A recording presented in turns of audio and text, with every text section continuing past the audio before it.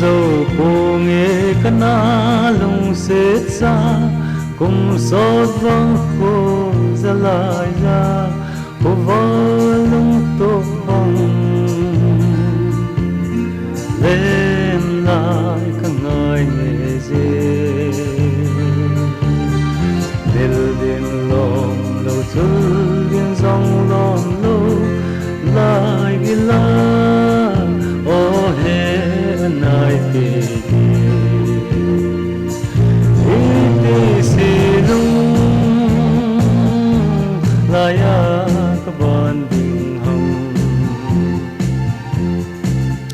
ô anh nói